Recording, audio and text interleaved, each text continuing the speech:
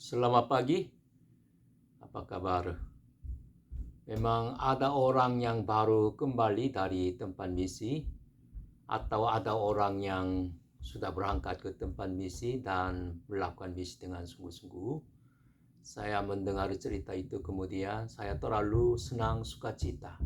Karena menurut Yohanes pasal 15 yang akan kita belajar bersama-sama, memang kita tambah sukacita karena kita berbuah dalam pelayanan misi atau menghasilkan buah yang banyak untuk menyenangkan hati Tuhan Allah. Mari kita berdoa. Tuhan Allah yang baik, terima kasih oleh karena Engkau memilih kami, memanggil kami, agar kami diutus ke tempat misi untuk mengajar Injil yang murni. Melalui kegiatan rohani itu, kami bisa berbuah, kami bisa menghasilkan buah yang baik di hadapan-Mu, maka itu adalah berkat Tuhan Allah bagi kami. Oleh karena kami bisa dipakai oleh Tuhan Allah sebagai alat yang cocok untuk memperluaskan kerajaan surga. Oh Tuhan, hari ini juga kami akan belajar firman-Mu, yaitu Yohanes pasal 15. Waktu kami belajar dan mengajar bersama-sama, kiranya Roh Kudus menyertai di tengah kami dan memberikan hikmat ke atas kami secara berlimpah-limpah, agar kami bisa menyadari firman Allah dengan baik, dengan benar, sehingga kami lebih sungguh-sungguh mulai pelayanan Tuhan Allah, maka kami hanya menyenangkan Tuhan Allah saja. Oh Tuhan, kami menyerahkan semuanya ke dalam tangan-Mu, kami berdoa dan ucapan syukur di dalam nama Tuhan Yesus. Amin. Hari Minggu kemarin saya pergi ke gereja Indonesia di Columbus ini, kemudian menyampaikan firman Allah dan juga kenalkan kegiatan-kegiatan misi kepada mereka. Jadi setelah mendengar cerita itu, mereka sangat-sangat heran dan banyak bertanya kepada pelayanan misi kami. Oleh karena mereka memang belum mengenal misi dengan baik, atau belum pernah pergi ke tempat misi, atau belum pernah mendengar laporan tentang misi, maka walaupun mereka percaya kepada Yesus, tetapi hanya secara rutinitas ikut kebaktian saja. Jadi adalah banyak pertanyaan atau menjawab, kemudian mereka bisa memahami misinya. Oke. 자, mari kita mulai membaca Yohanes pasal 15. Yohanes pasal 15 ayat 1 sampai 8. Membaca dulu. Yohanes pasal 15 ayat 1 sampai 8. Laki-laki dulu membaca, perempuan berikut secara bergantian membaca. Sudah mendapat? Oke. 1, 2, 3. Akulah pokok anggur yang benar dan Bapakku ialah penguasanya. Setiap ranting padaku yang tidak berbuah dipotongnya, dan setiap ranting yang berbuah dibersihkannya, supaya ia lebih banyak berbuah. Kamu memang sudah bersih karena firman yang telah kukatakan kepadamu. Tinggallah di dalam aku dan aku di dalam kamu. Sama seperti ranting tidak dapat berbuah dari dirinya sendiri kalau ia tidak tinggal pada pokok anggur, demikian juga kamu tidak berbuah. Jikalau kamu tidak tinggal di dalam akulah pokok anggur dan kamulah ranting-rantingnya. Barang siapa tinggal di dalam aku dan aku di dalam dia, ia berbuah banyak, sebab di luar aku kamu tidak dapat berbuat apa-apa. Barang siapa tidak tinggal di dalam aku, ia dibuang keluar seperti ranting dan menjadi kering, kemudian dikumpulkan orang dan dicampakkan ke dalam api, lalu dibakar. Jikalau kamu tinggal di dalam aku dan firmanku tinggal di dalam kamu, mintalah apa saja yang kamu hendaki, dan kamu akan menerimanya. Dalam hal inilah Bapa-Ku dipermuliakan, yaitu jika kamu berbuah banyak dan engkau, dan dengan demikian kamu adalah murid-murid-Ku. Amin.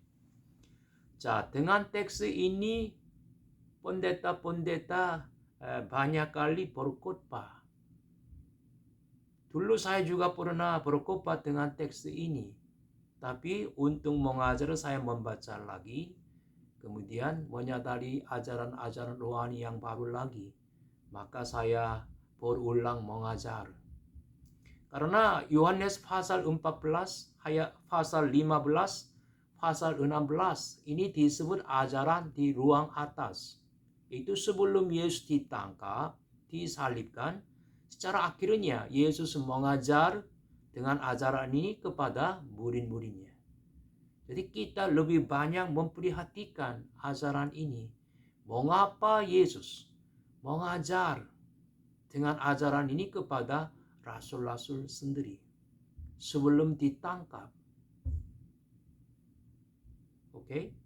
자, kita sudah membaca Yohanes pasal 15 ayat 1 sampai 8. Memang bisa memahami dengan baik. Kalau belum tahu pokok anggurnya, coba mengingat pohon mangga. Pohon mangga ya. Pohon mangga kemudian ada ranting-rantingnya ya. Kalau ranting-ranting pohon mangganya tidak tinggal kepada pohon mangga, tidak bisa menghasilkan buah mangga. Ini ajaran alamiah. Tapi sambil mengingat itu, kemudian kita memahami artinya yang mendalam dari teks ini. 자, teks ini key sentence-nya adalah ayat 4. Ayat 4 ya. Tinggallah di dalam aku dan aku di dalam kamu. Tinggallah di dalam aku dan aku di dalam kamu. 자, yang pertama, ayat 1, akulah pokok anggur yang benar dan Bapa-Kulah penguasanya. 자, akulah pokok anggur yang benar. Mengapa tidak berbicara seperti ini? Akulah pokok anggur. Tapi dalam teks ini, akulah pokok anggur yang benar. Kalau begitu, dulu ada pokok anggur yang tidak benar. Oke? Jadi Yesus berbicara, akulah pokok anggur yang benar. Memang mau dibedakan dengan pokok anggur yang tidak benar. 자, kalau begitu, pokok anggur yang tidak benar itu menunjukkan apa? Menunjukkan siapa? Jadi dalam perjanjian lama, bangsa Israel diumpamakan sebagai pokok anggur. Ya. 자, menurut Mazmur pasal 80 ayat 8. Saya langsung membaca. Mazmur pasal 80 ayat 8. Telah ku ambil pohon anggur dari Mesir. Telah kau halau bangsa-bangsa. Lalu kau tanam pohon itu. 자, kalau petani menanam benih atau bibit, dia pasti mengantisipasi berbuah ya. Dia ingin menemukan buah ya. Kemudian, menurut Mazmur pasal 80 ayat 16. Mazmur pasal 80 ayat 16. Batang yang ditanam oleh tangan kananmu, mereka telah membakarnya dengan api dan menebangnya. Biarlah mereka hilang lenyap oleh hardik wajahmu. Itu Tuhan Allah mengantisipasi atau menemukan buah dari bangsa Israel. Seperti petani. Tapi mereka dibinasakan. Kemudian, mari kita membaca bersama-sama Yesaya pasal 5 ayat 4. Yesaya pasal 5 ayat 4. Yesaya pasal 5 ayat 4. Kita membaca bersama-sama.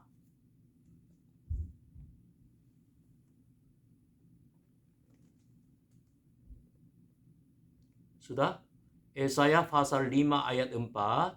Kita membaca bersama-sama. 1, 2, 3. Apatah lagi yang harus diperbuat untuk kebun anggurku itu yang belum kuperbuat kepadanya? Aku menanti supaya dihasilkannya buah anggur yang baik. Mengapa yang dihasilkannya hanya buah anggur yang asam?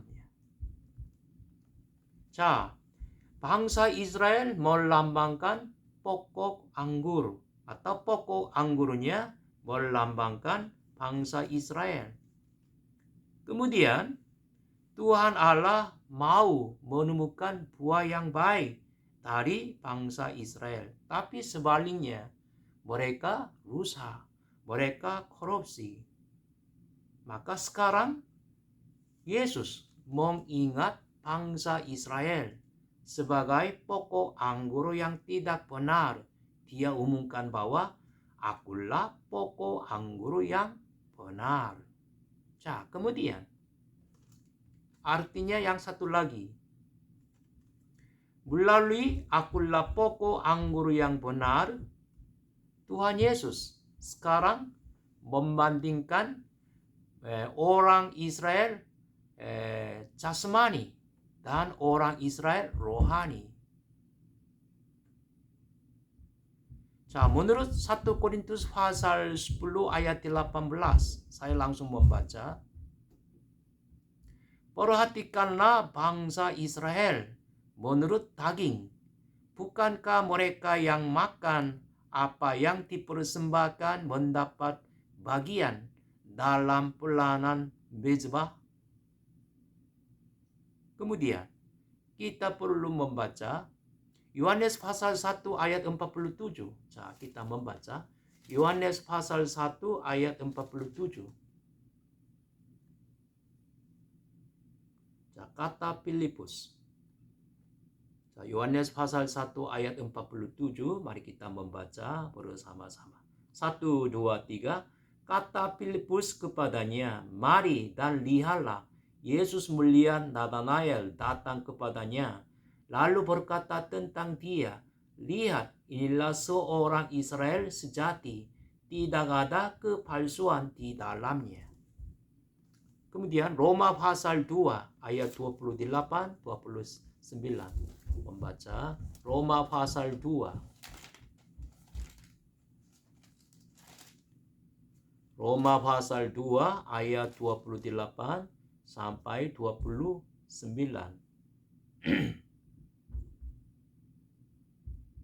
Sudah? Roma pasal 2 ayat 28 sampai 29. Sebab 1, 2, 3. Sebab yang disebut Yahudi bukanlah orang yang lahiriah Yahudi, dan yang disebut sunat bukanlah sunat yang dilangsungkan secara lahiriah, tetapi orang Yahudi sejati ialah dia yang tidak nampak kehayutiannya, dan sunat ialah sunat di dalam hati secara rohani, bukan secara hurufiah. Maka pujian baginya datang bukan dari manusia, melainkan dari Allah. Jadi, akulah pokok anggur yang benar. Melalui itu, Tuhan Yesus sekarang membedakan orang Israel jasmani dan orang Israel rohani. Jadi, pada zaman Perjanjian Lama, Tuhan Allah memanggil bangsa Israel sebagai pokok anggur. Kalau itu, pada zaman Perjanjian Baru, siapakah adalah pokok anggur yang benar? Pokok anggur yang benar pada zaman perjanjian baru adalah orang-orang yang percaya kepada Yesus. Gereja-gereja yang percaya kepada Yesus. Jadi Paulusnya berbicara tentang orang asing seperti ini. Menurut Galatia pasal 3 ayat 29, saya langsung membaca. Galatia pasal 3 ayat 29. Jikalau kamu adalah milik Kristus, maka kamu juga adalah keturunan Abraham dan berhak menerima janji Allah.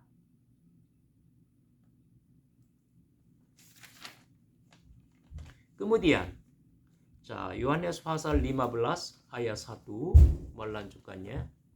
Akulah pokok anggur yang benar dan Bapakulah penguasanya. Penguasanya. Dalam bahasa Korea, petani.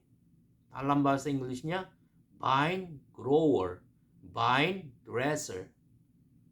Penguasa artinya tukang yang potong ranting-ranting yang akan tidak berbuah.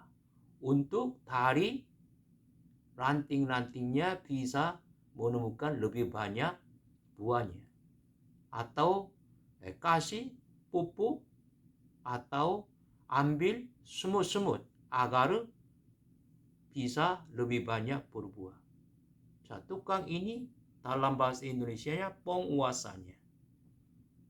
Alkitab dalam bahasa Koreanya petani. Kemudian dalam bahasa Inggrisnya vine grower, vine dresser.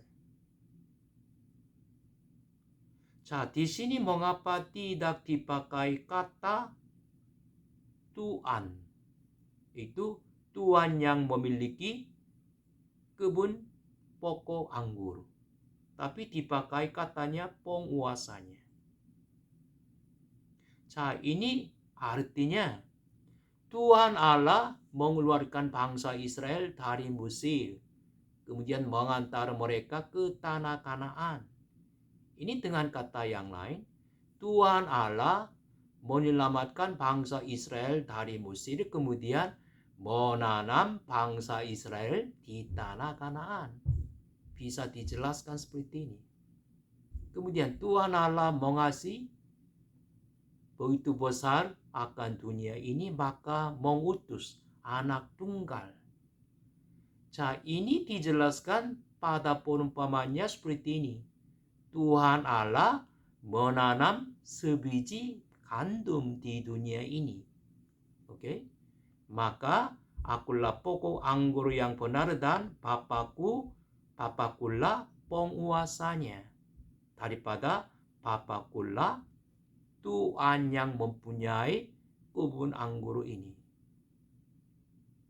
Oke? Kemudian di dalam teks ini ada banyak dipakai. Itu apa?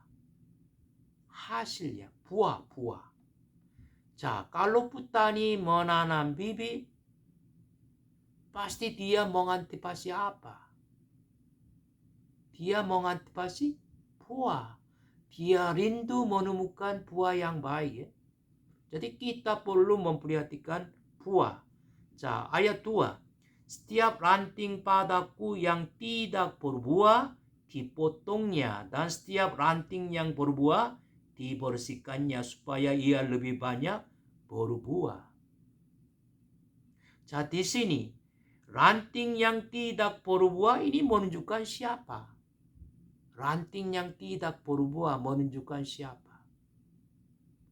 Kalau kita melihat pohon mangga, pasti ada ranting yang tidak berbuah, ada ranting yang berbuah terlalu banyak, maka ini hampir patah ya. Di sini ranting yang tidak berbuah itu menunjukkan siapa? Yang pertama, orang Yahudi. Menurut Matius pasal 21 ayat 43, saya membaca ya. Matius pasal 21 ayat 43. Sebab itu aku berkata kepadamu bahwa kerajaan Allah akan diambil daripadamu dan akan diberikan kepada suatu bangsa yang akan menghasilkan buah kerajaan itu. Saya ini berbicara kepada orang Yahudi. Orang Yahudi ditanam oleh Tuhan Allah. Tapi mereka tidak berbuah, maka ambil kemudian diberikan kepada bangsa yang lain. Bangsa yang lain itu menunjukkan apa? Ini orang asing. Yang pertama, ranting yang tidak berbuah menunjukkan orang Yahudi yang tidak berbuah. Kemudian yang kedua, anggota jemaat gereja yang formalitas. Ranting yang tidak berbuah menunjukkan anggota jemaat gereja yang tidak berbuah atau anggota jemaat yang percaya kepada Yesus secara formalitas. Yaitu secara konkretnya, secara rutinitas hanya datang ke gereja. Secara rutinitas berdoa. Secara rutinitas puji-pujian. Itu mempunyai iman yang formalitas ya.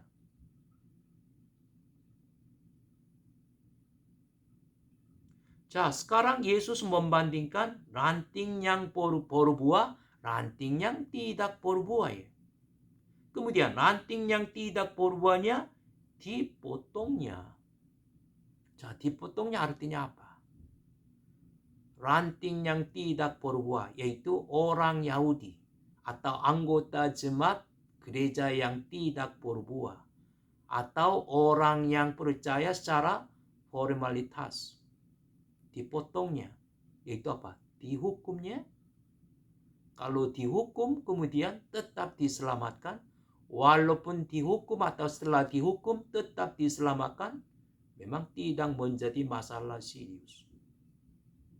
Jadi dipotong artinya kita perlu membaca ayat 6. Coba membaca ayat 6 lagi. 6. Membaca bersama-sama lagi ayat 6. 1, 2, 3. Barang siapa tidak tinggal di dalam aku, ia dibuang keluar seperti ranting dan menjadi kering. Kemudian dikumpulkan orang dan dicampakkan ke dalam api, lalu dibakar. Jadi ranting yang tidak berbuah, yaitu orang Yahudi yang tidak percaya kepada Yesus. Anggota jemaat gereja yang percaya secara formalitas. Hanya dihukum saja, kemudian tetap bisa diselamatkan? No. Menurut ayat 6, dibuang, dikumpulkan, kemudian akan terbakar. Jadi ranting yang tidak berbuah, yaitu orang yang tidak berbuahnya, enggak bisa jamin diselamatkan. Jadi kita sebagai orang Kristen berbuah, ini masalah yang serius. Nanti kita akan terus belajar ya. Kalau kita betul-betul percaya kepada Yesus dengan sepenuh hatinya, kemudian tetap dilahirkan kembali, orang itu pasti berbuah. Sebagai orang Kristen kita berbuah. Itu hal yang normal. Itu hal yang benar. Sebagai orang Kristen, pergi ke gereja untuk ibadah, ikut program-program gereja, tapi di dalam kehidupan sehari-hari atau di tempat pelayanan misi tidak berbuah. Kita harus periksa iman kita dengan sungguh-sungguh. Kalau itu ayat 2, 3 membaca lagi. Setiap ranting bagiku yang tidak berbuah dipotongnya, dan setiap ranting yang berbuah dibersihkannya supaya ia lebih banyak berbuah. Kamu memang sudah bersih Karena firman yang telah kukatakan kepadamu, tinggallah di dalam aku dan aku di dalam kamu. Sama seperti ranting tidak dapat berbuah dari dirinya sendiri kalau ia tidak tinggal pada pokok anggur. Demikian juga kamu tidak berbuah jikalau kamu tidak tinggal di dalam aku. Siapakah adalah orang yang berbuah? Siapakah adalah orang yang menghasilkan buah yang benar di hadapan Tuhan Allah? Menurut teks ini, orang yang dicangkup kepada pokok anggur yang benar. Itu orang yang dicangkup kepada Yesus Kristus yang menjadi pokok anggur yang benar. Kalau kita mengingat pohon mangga bisa memahami dengan baik. Kalau ranting-rantingnya dicangkup kepada pohon mangga, ranting itu pasti berbuah ya. Biasanya ada dua macam pohonnya. Akarnya kuat sekali, tapi tidak berbuah. Akarnya, bagaimana akarnya kuat? Di Korea ada pohon akasia. Katanya akarnya tersebar sekitar 4 kilometernya. Memang ada memperbesarkan. Akarnya begitu panjang. Berakar begitu panjang, memang angin kencang pun tidak bisa menjatuhkan. Akarnya begitu kuat sekali. Tapi tidak ada buahnya. Tapi ada pohon yang berbuah banyak, tapi akarnya enggak begitu kuat. Memang saya kira pohon mangga juga berbuah banyak, tapi akarnya enggak begitu kuat. Jadi bagaimana? Ranting-ranting yang berbuah banyak dipotong, kemudian dicangkuk, dicangkuk kepada pohon yang mempunyai akar yang kuat. Kalau begitu bagaimana? Ranting yang dicangkuk kepada pohon yang mempunyai akar yang kuatnya lebih banyak berbuah daripada jatuh. Dengan kata yang lain, siapakah adalah orang yang dicangkuk kepada pohon anggur yang benar? Siapakah adalah orang yang dicangkuk kepada Yesus Kristus? Siapakah adalah tinggal di dalam Yesus Kristus? Menurut Yohanes pasal 13 ayat 10. Pembaca ya. Yohanes pasal 13 ayat 10. Sudah belajar. Yohanes pasal 13 ayat 10 membaca kata Yesus. 1, 2, 3. Kata Yesus kepadanya, barang siapa telah mandi, ia tidak usah membasuh diri lagi selain membasuh kakinya. Karena ia sudah bersih seluruhnya, juga kamu sudah bersih, hanya tidak semua. Sudah belajar ya, di sini mandi berarti apa?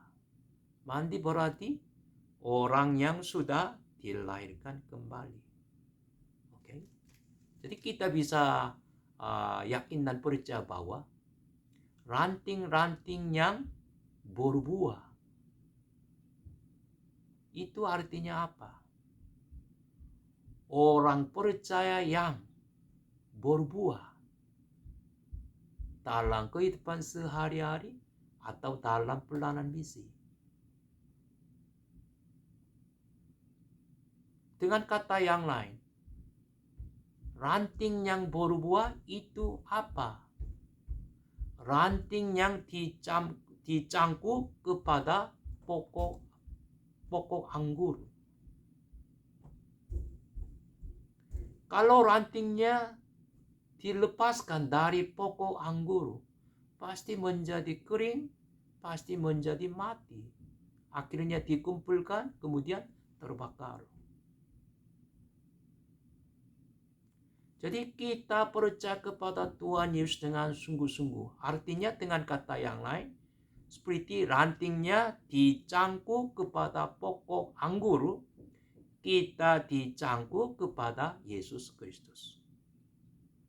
Maka orang yang sudah dilahirkan kembali, orang yang sudah berbuah oleh karena percaya kepada Yesus dengan sepenuh hatinya, sudah mengenal Injil murni, maka percaya dengan benar.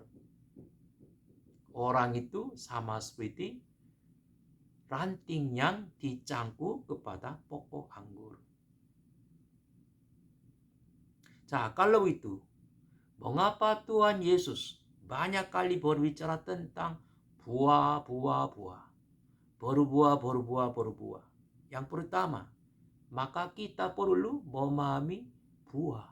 Buah itu menunjukkan apa? Yang kedua, bagaimana kita bisa berbuah? Tentang dua pertanyaan kita harus mencari jawaban yang benar. Yang pertama, Yohanes pasal 15 ayat 4 sampai 8 ada kata yang banyak kali dipakai. Ini tinggallah di dalam aku ya. Tinggallah. Ini adalah keyword untuk memahami dengan baik. Untuk mencari jawaban yang benar terhadap dua pertanyaan. Buah itu menunjukkan apa? Kemudian bagaimana kita bisa banyak berbuah? Keywordnya, tinggallah di dalam aku di dalam kamu. Lebih konkretnya, di dalamnya, di dalam. Bukan di luar, di dalam. 8 kali dipakai dalam teks ini. Di dalam. Tinggallah di dalam aku di dalam kamu.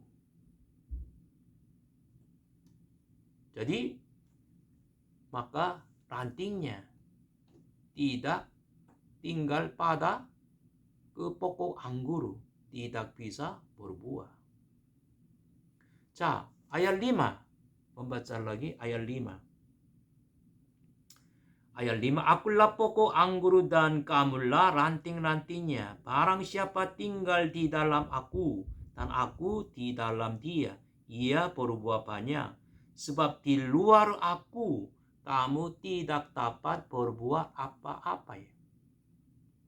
Ini ayat 5. Sekarang Yesus berbicara kepada orang Yahudi. Orang Yahudi tidak ingin tinggal di dalam Yesus. Itu apa? Mereka menolak Yesus sebagai Mesias. Jadi, di luar aku, kamu tidak dapat berbuat apa-apa. Ini maksudnya apa? Yesus sekarang berbicara kepada orang Yahudi. Orang Yahudi, kamu sekalian lahir sebagai orang Yahudi secara silsilah. Kalau itu, secara otomatis pasti akan diselamatkan. Jangan salah paham. Walaupun kamu sekalian lahir sebagai orang Yahudi secara silsilah pun, kalau tidak tinggal di dalam aku, tidak bisa diselamatkannya. Ini juga lagi berbicara kepada rasul-rasul Yesus sambil meninggalkan mereka oleh karena pasti akan ditangkap. Yohanes pasal 6 ayat 66, membaca lagi. Yohanes pasal 6 ayat 66.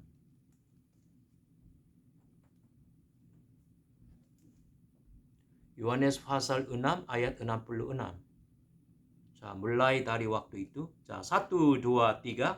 Mulai dari waktu itu banyak murid-muridnya mengundurkan diri dan tidak lagi mengikut dia. Ini artinya apa? Murid-murid Yesus yang pernah belajar, pernah melihat mujizat yang diadakan oleh Yesus. Jadi mereka disebut sebagai murid-muridnya, bukan orang umum, murid-muridnya. Sebentar, walaupun waktunya terbatas, sebentarnya mereka belajar, mereka mengalami, mereka mengenal, mereka mengikuti Yesus, maka mereka disebut murid-muridnya. Tapi mereka memundurkan diri. Jadi kepada mereka juga Tuhan Yesus berbicara. Secara lahiriah, kamu lahir sebagai orang Yahudi, maka secara otomatis diselamatkan? No. Kamu sekalian harus tinggal di dalam aku.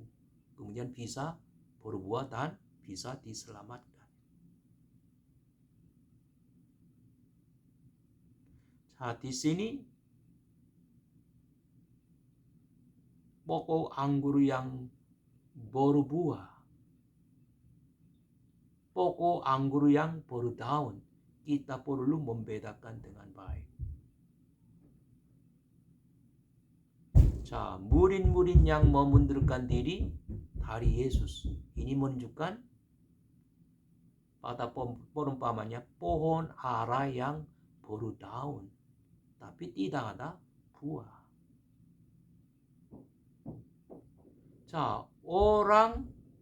Orang seperti ini juga ada di dalam gereja pada zaman modern ini. Sebagian anggota jemaatnya ada di dalam gereja. Sebagian anggota jemaatnya ada di dalam gedung gereja. Tapi mereka tidak berada di dalam Yesus Kristus. Mereka tidak berdiam di dalam Yesus Kristus.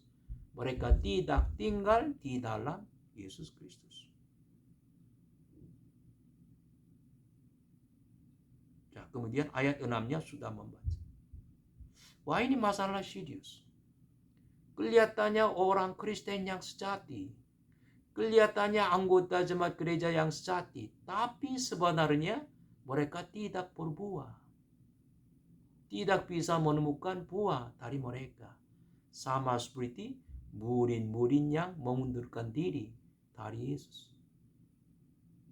Jadi mereka sama seperti pohon ara yang berdaun, tapi tidak ada buahnya. Mari kita membaca 2 Timotius pasal 4.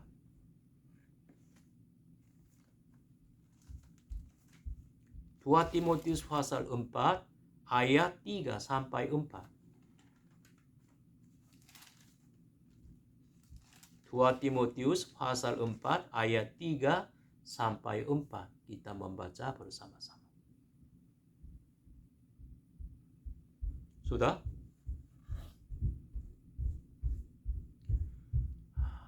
Membaca 2 Timotius pasal 4 ayat 3 sampai 4. Karena 1, 2, 3. Karena akan datang waktunya orang tidak dapat lagi menerima ajaran sehat, tetapi mereka akan mengumpulkan guru-guru menurut kehendaknya untuk memuaskan keinginan telinganya.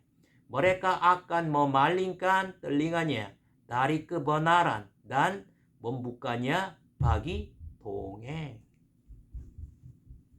Secara konkretnya pada zaman modern ini banyak orang tidak suka mendengar Injil yang murni.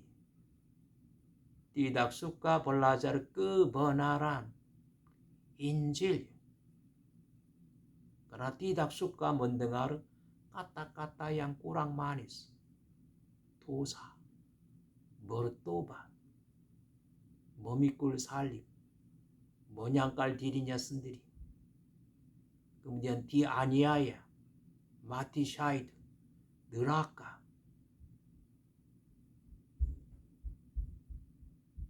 Jadi sebagai pelayan, kita harus memahami situasi keadaan hati pada zaman modern ini. Tidak suka mendengar kebenaran firman Allah yang agak pahit ya. Suka mendengar cerita-cerita yang manis. Suka mendengar berkat yang memuaskan keinginan hawa nafsu mereka. Kalau begitu, di sini buah menunjukkan apa secara konkretnya? Buah. Ranting yang berbuah, ranting yang tidak berbuah. Ranting yang tidak berbuahnya dipotongnya. Itu enggak bisa jamin diselamatkan. Nah, kalau begitu di sini buah, hasil itu menunjukkan apa? Ada dua aspek ya. Dari aspek teologi, dari aspek instruktif. Yang pertama, buah itu menunjukkan dari aspek teologi. 자, menurut Yohanes pasal 6 ayat 29.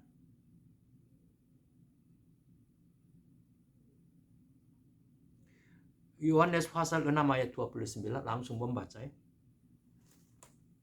Yohanes pasal 6 ayat 29.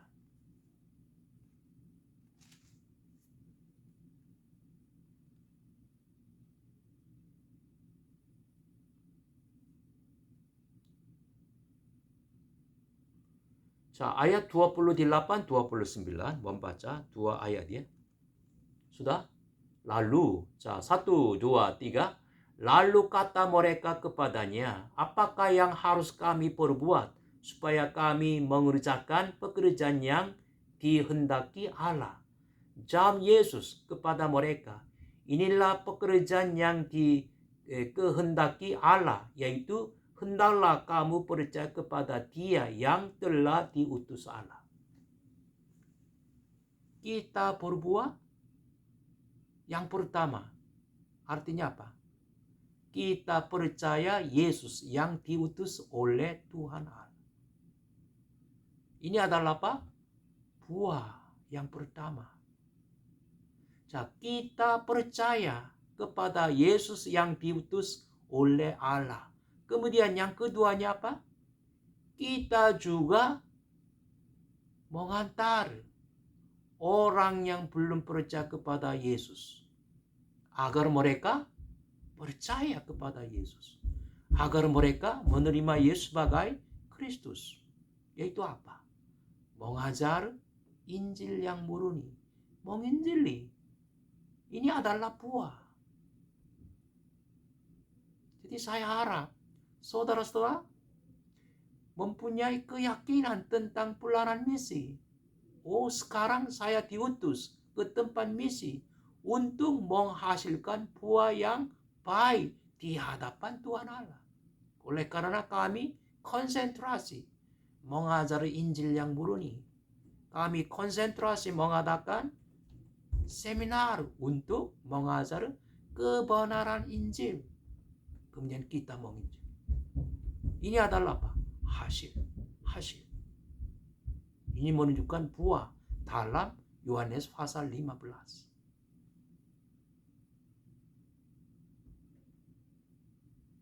Jadi buah yang pertama menunjukkan buah keselamatannya. Buah keselamatan.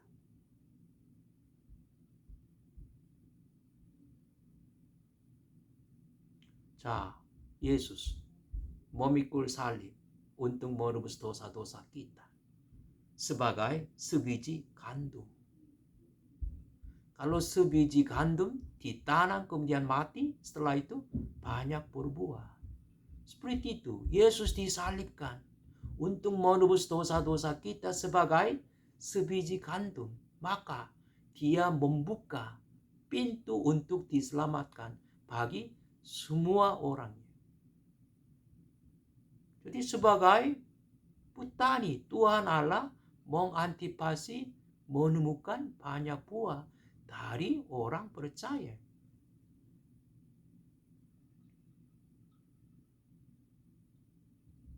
자, mari kita membaca Lukas pasal 13 ayat 6. Lukas pasal 13 ayat 6. Okay.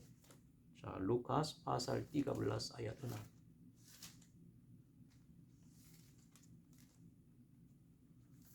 Lukas pasal 13 ayat 6.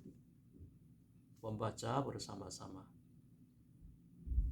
자, ini adalah perumpamaan tentang pohon ara yang tidak berbuah ya. Ayat 6 membaca saja. 자, lalu 1, 2, 3. Lalu Yesus mengatakan perumpamaan ini, seorang mempunyai pohon ara yang tumbuh di kebun anggurnya, dan ia datang untuk mencari buah pada pohon itu, tetapi ia tidak menemukannya.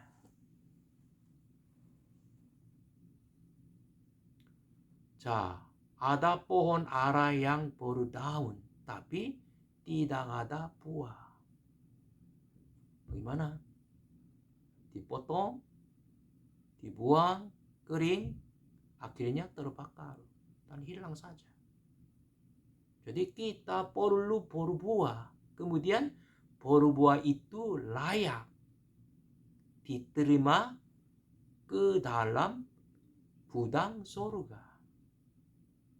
Kita perlu banyak menghasilkan buah di depan Tuhan Allah daripada di depan manusia.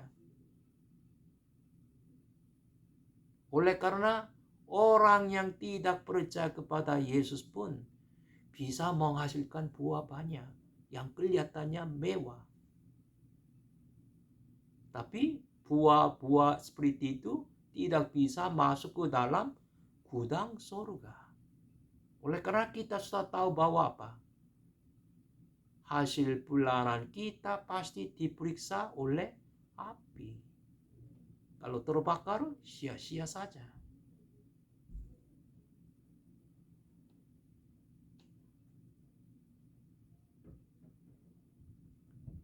Jadi menurut Yohanes pasal 10 ayat 16, ini adalah keinginan Yesus. Saya membaca lagi. Yohanes pasal 10 ayat 16. Yohanes pasal 10 ayat 16, membaca bersama-sama.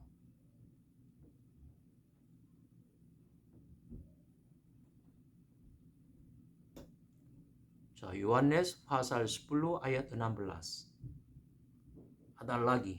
Sudah? 1, 2, 3. Ada lagi padaku domba-domba lain yang bukan dari kandang ini. Domba-domba itu harus kutuntun juga, dan mereka akan mendengarkan suaraku, dan mereka akan menjadi satu kawanan dengan satu gembala. Di sini berbicara secara perumpamannya tentang domba-domba. Yang kedua, buah itu menunjukkan apa? Dari aspek instruktif ya. Dari pihak instruktif, buah itu menunjukkan 9 buah roh ya, 9 buah roh. Menurut Galatia pasal 2 ayat 22, memang sudah tahu dengan baik. Buah roh ialah kasih, sukacita, damai sejahtera, kesabaran, kemurahan, kebaikan, kesetiaan, kelemah lembutan, penguasaan diri. 9 buah roh ini menunjukkan sifat Yesus Kristus, karakter Yesus Kristus. Jadi orang yang semakin berbuah roh, dengan kata yang lain, orang yang semakin mirip sifat Yesus. Orang yang semakin dewasa seperti Yesus. Orang yang semakin mirip karakter Yesus adalah orang yang berbuah. Pada perumpamannya adalah ranting yang dicangkuk kepada pokok anggur yang benar. Tuhan Yesus tetap membedakan perbuatan daging dan buah roh. Kita harus tahu dengan baik. Saya pribadi membaca karena kita sudah tahu dengan baik. Galatia pasal 5 ayat 19 sampai 22. Galatia pasal 5 ayat 19 sampai 22. Tadi saya bicara, di antara orang Kristen juga atau non-Kristennya, berbuah banyak, menghasilkan buah yang banyak. Kelihatannya mewah, kelihatannya bagus. Tapi pasti apa? Diperiksa oleh Tuhan Allah. diperiksa apa?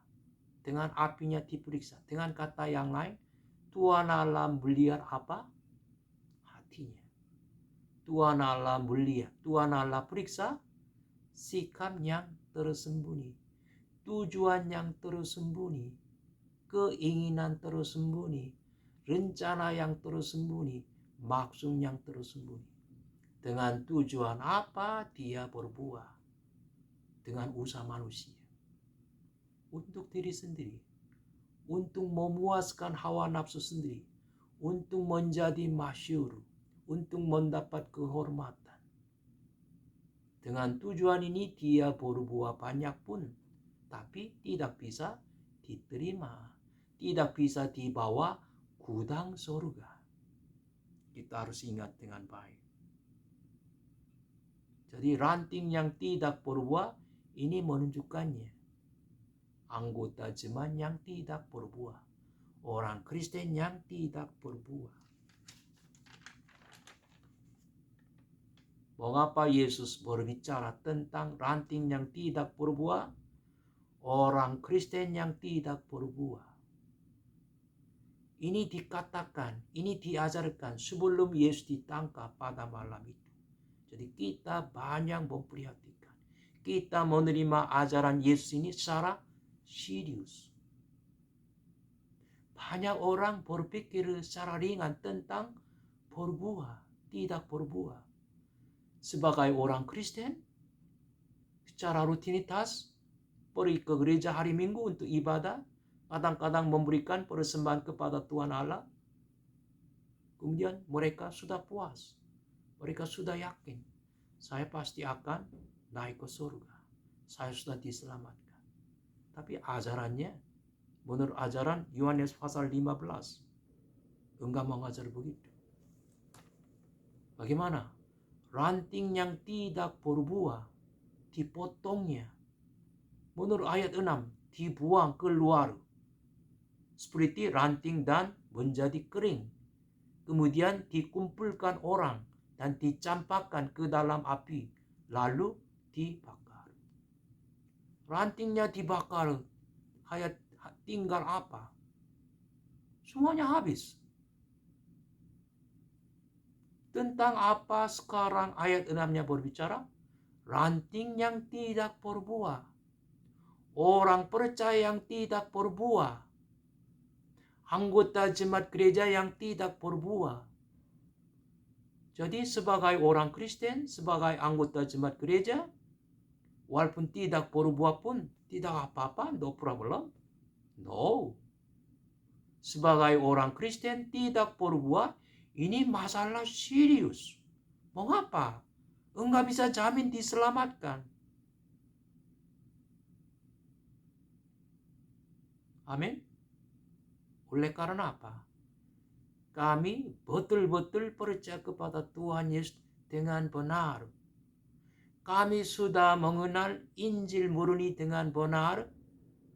Orang itu pasti berbuah. Ini hal yang normal. Kalau tidak berbuah, walaupun dia percaya kepada Tuhan Yesus dengan sungguh-sungguh, ini kurang normal. Amin.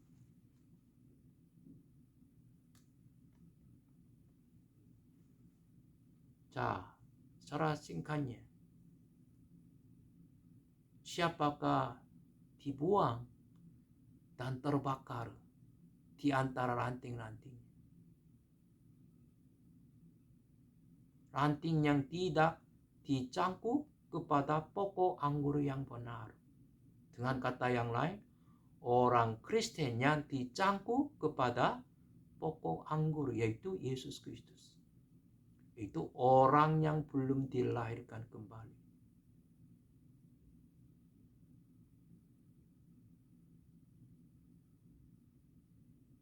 Mari kita membaca suatu perempuan lagi. Matius pasal 13 ayat 30. Matius pasal 13.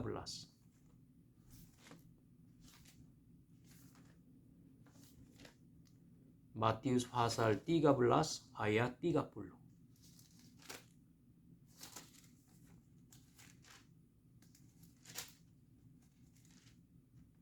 Matius pasal 13 ayat 30 kita membaca. Sudah dapat? Matius pasal 13 ayat 30. Biarkanlah. 1, 2, 3. Biarkanlah keduanya tumbuh bersama-sama waktu menuai. Pada waktu itu aku akan berkata kepada para penuai, kumpulkanlah dahulu lalang itu dan ikanlah berbekas-bekas untuk dibakar. Kemudian kumpulkanlah gandum itu ke dalam lumbungku. Kita harus memikirkan secara serius tentang berbuah. Buah itu menunjukkan apa? Yang pertama, kita percaya kita diselamatkan. Apalagi kita menginjili, mengajari Injil kebenaran Injil. Agar orang yang lain juga percaya kepada Yesus. Agar mereka juga diselamatkan. Kita mengantar banyak orang ke surga dengan mengajari kebenaran firman Allah. Itu adalah buah. Yang kedua, kita semakin berubah, semakin dewasa secara rohani, yaitu kita semakin menghasilkan buah roh, semakin mirip karakter Yesus, semakin mirip sifat Yesus. Ini adalah buah. Dua-duanya buah yang diakui di depan Tuhan. Kemudian,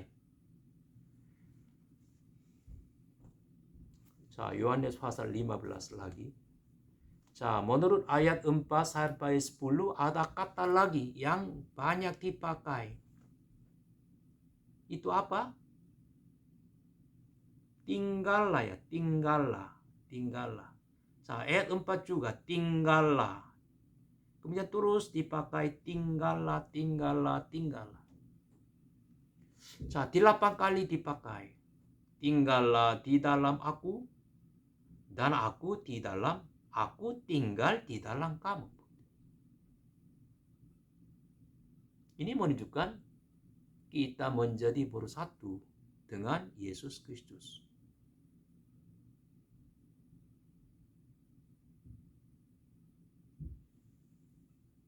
Kalau itu, bagaimana kita bisa tinggal di dalam Yesus? Secara harfiah, kita langsung masuk ke dalam Yesus kemudian tinggal bersama-sama. Seperti Nikodemus bertanya.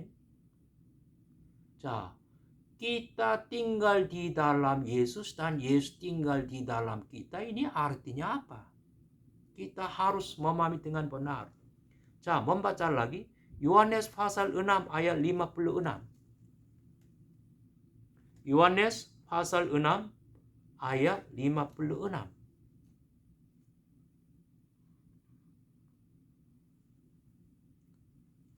Yohanes pasal 6 ayat 56.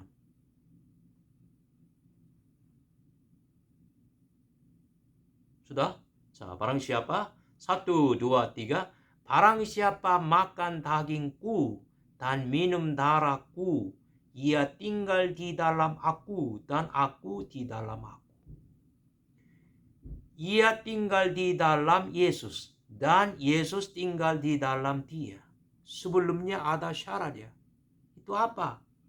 Barang siapa makan dagingku dan minum darahku. Barang siapa makan daging Yesus dan minum darah Yesus. Sudah belajar ya? Dalam perjamuan kudus, kita makan roti dan minum anggur. Ini menunjukkan apa?